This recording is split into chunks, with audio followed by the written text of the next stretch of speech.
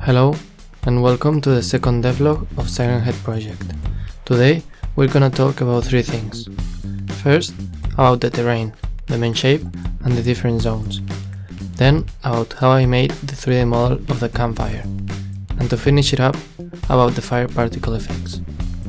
Starting with the terrain, we can see it is surrounded by mountains. This middle part is where the main forest will be.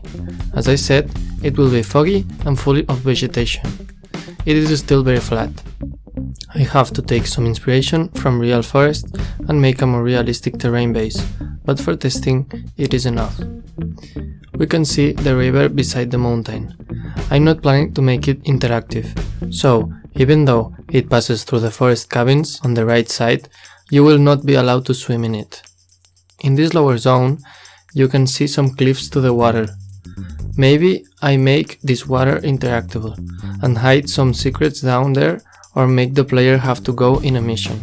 There will be a watchtower somewhere in this part of the cliff that has views to the forest and to the water. Here we can see what the beach will be. In here I will put a little fishing pier that will lead to the next zone. There will be a small and old village just at the corner of the map that I didn't show. Here is where the main NPCs will rest. And in the plain on the right side under the mountain is where, as I said earlier, the cabins will be. I will use 4 base layers for the terrain: grass, dirt, stone and sand. If I need more detail, I will search for more and add them. Okay, so now we start with the campfire model. First, I made a sphere out of a cube.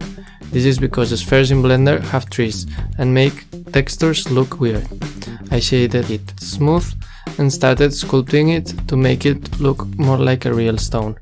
I will probably remake it because I don't like it very much, but I want to have something to work with. I duplicate it to make a circle, obviously changing the shape of every stone.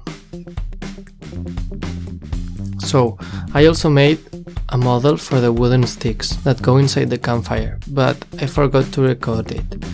So I only have the UV mapping and texturing videos. Before continuing, I want to say that at the moment the game doesn't look very good, and because of that reason, and to make it improve faster, I started working some nights too. Also, if you have any feedback, please leave a comment because it would be really helpful.